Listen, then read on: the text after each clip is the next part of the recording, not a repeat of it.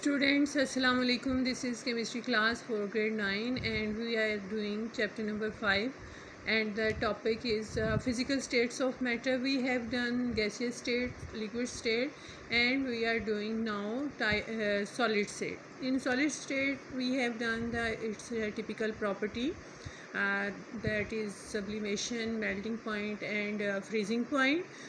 Today we are going to do the types of solids uh, on the arrangement of particle. On the basis of arrangement of particles in solids they are classified. In solids में क्या होता है कि जो particles हैं उसकी जो arrangement है या तो वो ions होंगे या वो molecules होंगे या वो atoms होंगे, ठीक है। तो वो एक उसमें एक तरतीब होती है, they are closely packed together and they have very strong attractive forces between them, और उनके दरमियान में जो फोर्सेस हैं वो बहुत ज़्यादा स्ट्रॉन्ग होती हैं। The strength of the exist between the particle of a solid determines the melting point, और जितनी ज़्यादा स्ट्रेंथ से वो आपस में कंबाइन हुए होते हैं पार्टिकल, उसी से उनके मेल्टिंग पॉइंट्स का पता चलता है। और मतलब अगर क्लोजली पैक्ड हैं, बहुत ज़्यादा पैक्ड हैं पार्टिकल्स, तो मेल्टिंग पॉइंट कम या ज़्यादा होते हैं according to the attractive forces. On the basis of these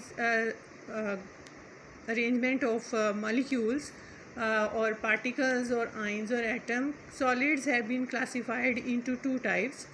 Number 1 is the crystalline solids and number 2 is amorphous solid. First is the crystalline solid, is that composed of orderly repeatingly three-dimensionally arrangement of particles, यानी उनमें dimensional arrangement of particles होती है, orderly होती है और repeated होती है। इसका मतलब है कि क्रिस्टलाइन सॉलिड जो हैं वो क्या कहते हैं, उनकी एक वेल डिफाइंड शेप होती है, ठीक है, because of the orderly arrangement of its particle. Next, crystalline solids have sharp melting point, ये मैंने आपको भी पहले भी बताया। ये फिगर देखें 5.17, दिस इज़ अ 3-डायमेंशनल डायग्राम ऑफ सोडियम क्लोराइड, आमतौर पे जिसे हम नमक भी कहते हैं। और आप देखें सोडियम क्लोराइड, सोडियम आयन और chlorine ion, they are closely packed together, clear, in a regular array. अब यहाँ पे आप एक वर्ड अरे पढ़ेंगे, इसके आपको मीनिंग कर सकते हैं अरेंजमेंट ऑफ पार्टिकल्स और देयर लोकेशन, मतलब जो उनकी अरेंजमेंट है उसको अरे भी कह सकते हैं। नेक्स्ट इज़ एमॉर्फस सॉलिड, उनमें क्या है कि जो ऑर्डर्ड अरेंजमेंट ऑफ पार्टिकल नहीं होती, is one that lakhs ordered arrangement of particles. It means they does not have a well defined arrangement of its particle, or amorphous solid do not melt at a definite temperature. अब इनका कोई fix temperature नहीं होता जिस पे ये melt कर सकें, और क्या होता है कि ये ग्रेजुअली सॉफ्टन हो जाते, मतलब आहिस्ता आहिस्ता ये नरम पड़ जाते हैं जब इन्हें हीट किया जाता है। और उसकी एग्जांपल है ग्लास, प्लास्टिक और एमॉर्फस सॉलिड। और ये आपकी कॉमन ऑब्जर्वेशन है कि प्लास्टिक का ग्लास हो या कोई प्लास्टिक बैग हो आग के पास आ जाए तो वो किस तरह से नरम हो जाता है, वो दूसरे सॉलिड मेल्ट नहीं होता बल्कि नरम पड़ जाता है। नेक्स्ट पेज पे स्टूडेंट्स, ये एक कॉलम है क्रिस्टलाइन सॉलिड्स और एमॉर्फस सॉलिड, ये आपने फिल करना है। और this is the differentiation between crystalline solid and amorphous solid. एक पॉइंट गिवन है, आपने उसके सामने उसके ऑपोजिट लिखना है। जैसे कि क्रिस्टलाइन सॉलिड्स में क्या होता है, they possess well defined arrangement of particle, तो आप एमॉर्फस में लिखेंगे they do not have well defined arrangement of particle, simple. यहाँ पे है have non repetitive array of particles, आप यहाँ पे लिखेंगे have repeated array of particle, ठीक है, have repetitive array of particles. Melts over a wide range of temperature, यहाँ आप लिखेंगे melts at sharp melting point. They have, आप यहाँ ऐसे लिख लें, they have sharp melting point. Our next topic is allotropes. What are allotropes? Some elements can exist in two or more different arrangement of atoms.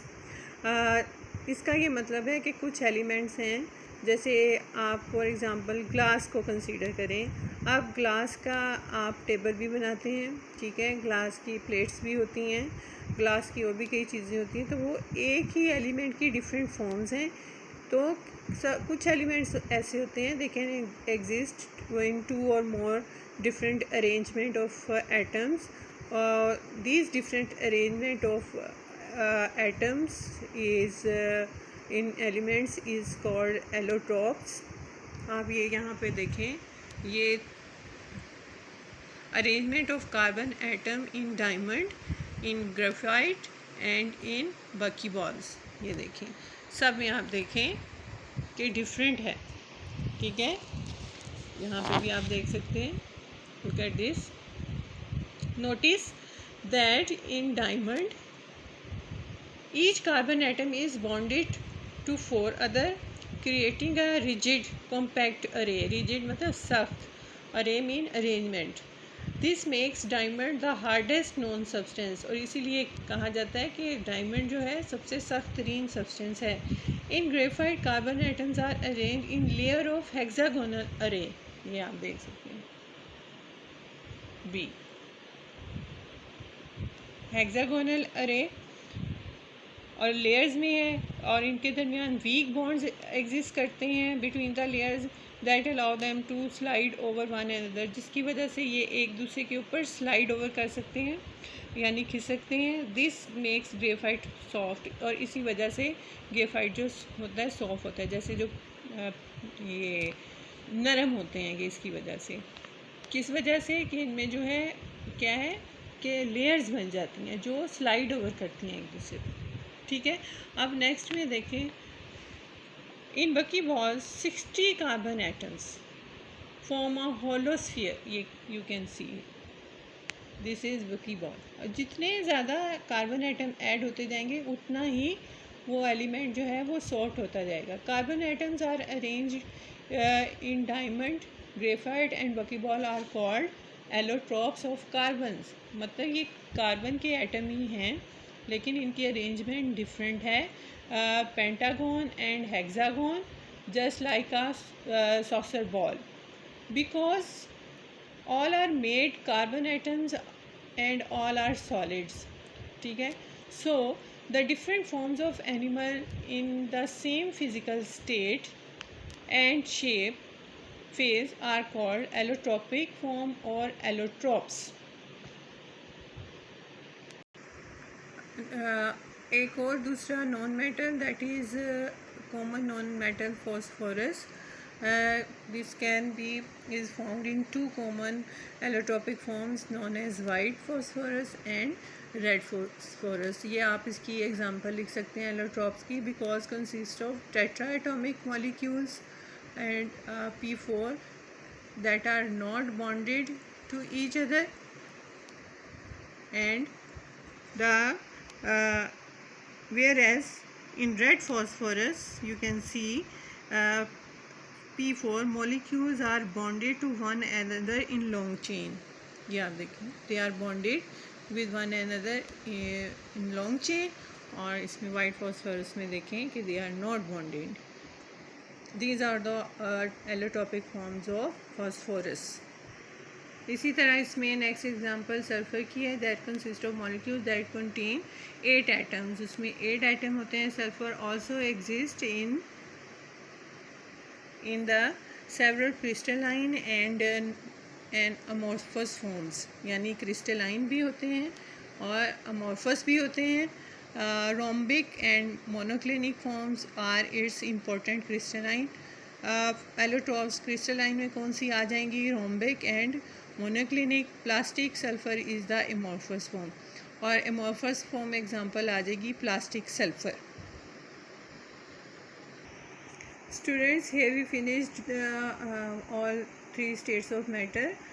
Your homework is to solve self-assessment exercise 5.1 8 book आपने इसको पूरी ये देखें page है, इसको fill करना है। आपने उसके अकॉर्डिंग एक प्रॉपर्टी दी है, आपने अकॉर्डिंग लिक्विड की और गैस की लिखनी है, जैसे अभी हमने क्रिस्टलाइन सॉलिड और एमॉर्फस सॉलिड में किया था। जैसे सॉलिड में क्या होगा, has a well definite shape and volume, तो लिक्विड का क्या होगा, है do not has definite shape but have definite volume.